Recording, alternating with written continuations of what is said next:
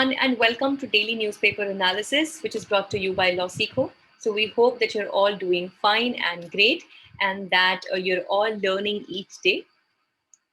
Let's get to our discussion for the day. So we have one article from Indian Express today, and it talks about the Gyanvapi Mosque issue. Yesterday also, a similar topic was discussed. So we'll not move a lot into detail today, but then we'll be just covering up in a bullet point. Next we have is the news update segment, wherein we'll be covering up the important awards, appointments, and basic small news pointers that are very important for our prelims exam. And finally, we'll be concluding with the legal news for the day, wherein we'll be covering the most important case laws for the day. On this note, let's start our article that we need to discuss today. Let's talk about the Gyanvapi Mosque. And the article says that the topic that we are actually debating about is altogether a wrong question. So let's say what the author says here, that the question that we are asking regarding the Gyanvapi Masjid of architectural data is a wrong question. Now you must be wondering that if this is a wrong question, so what technically would be the right question, at least in the eyes of the author? So the question that should be asked is that how shall we determine the true nature of the architecture and who indeed has the authority to determine the same? Let's discuss a little more about this topic. So the answer to the same can already be found in the Places of Worship Act.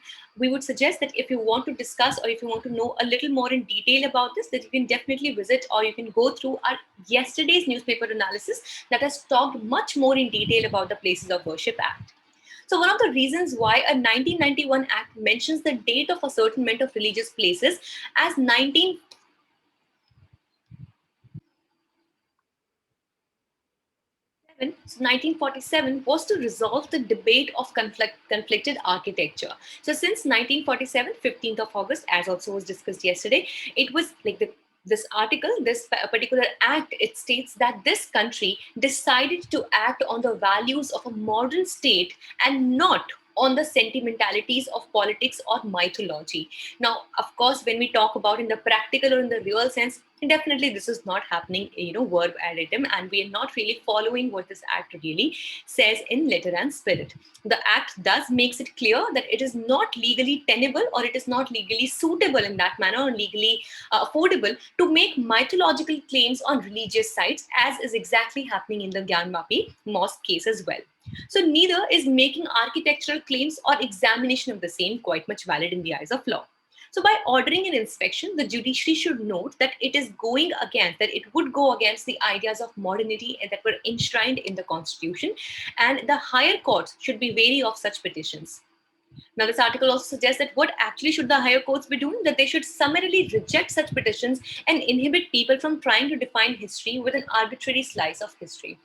See, here the purpose of discussing this entire thing is that we, being the citizens of 21st century, let me know, guys, that what is your opinion in this regard? That are we really the youth that the country wants, or are we still stuck into such debates and discussions that are not going to be fruitful for maybe any one of us? And do you think that more than this masjid and mandirs debate and this debate of temple and mosque and other religious debates, do you think that we have other issues maybe to discuss, let's say maybe on health, maybe on climate change, women's safety, the nutrition amongst children, a lot of such things? Today, guys, this is going to be, an interesting thing for us as well.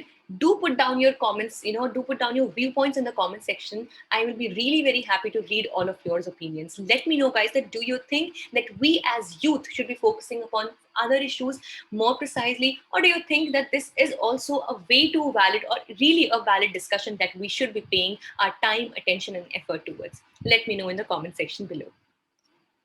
On this note, let's begin with the news updates for the day. First, BSE, that is the Bombay Stock Exchange, has appointed SS Mundra as chairman. So all of those, if you're preparing for SEBI exam as well, this is an important news point for you.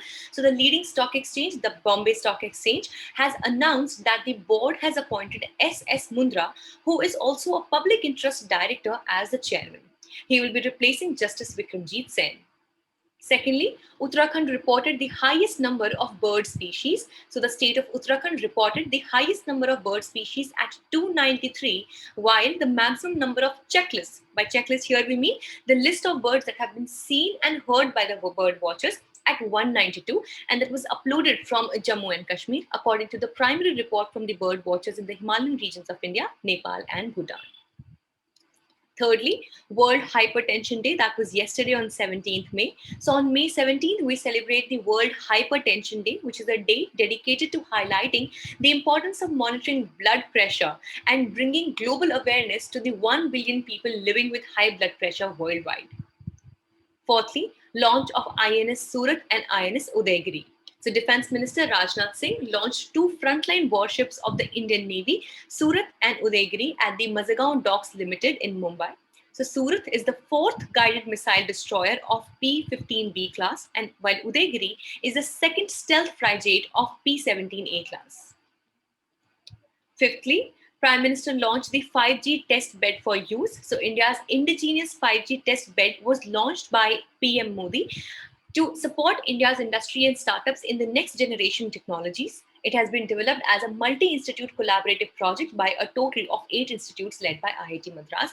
And with this, definitely we will have a greater bandwidth and we will definitely excel in the 5G technology in the coming times. Now let's move towards the legal updates for the day. Firstly, Section 304A of the Indian Penal Code says that res ipsa loquitur stricto sensu does not apply, which means that the maxim of res ipsa loquitur shall not apply in its strict sense, and nexus between the accused's negligence and victim's death has to be established and ascertained, says the Supreme Court. So the Supreme Court has held that the doctrine of res ipsa loquitur stricto sensu does not apply to a criminal case.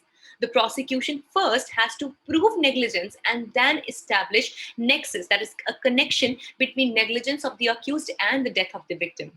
This was held by the Supreme Court in the case of Nanjundappa versus State of Karnataka. Also, guys, here is an interesting question for you. Can you explain me that what exactly is the doctrine of res ipsa loquitur? If you know so, please let me know in the comment section below. Secondly, the Supreme Court declares NOIDA as an operational creditor under the Insolvency and Bankruptcy Code 2016. So the Supreme Court has held that NOIDA is an operational creditor under the IBC. Under the said rule, NOIDA cannot be considered a financial creditor of the corporate debtor. So what do you think, guys? Is NOIDA the city of NOIDA that we are thinking, you all might be, or many of you might be thinking here, or does NOIDA stand for something else? Well, if you might look at the name of the case, you will be very much clear about it. So this was held in the case of New Okhla Industrial Development Authority versus Anand Sonbhadra. So please note, guys, or please note over here that NOIDA here is not the NOIDA UP16 that we might be thinking it was. It is actually, it stands for New Okhla Industrial Development Authority versus Anand Sonbhadra. So this was all for the day. We hope you liked the session. If you did, please do not forget to give a thumbs up, a like to our effort, and also you may subscribe to our channel. If you want to download the PDF of today's slides, you can join our Telegram channel. The link is there in the description box below, or you can scan this QR code that you can see on the screens right now. Thank you so much.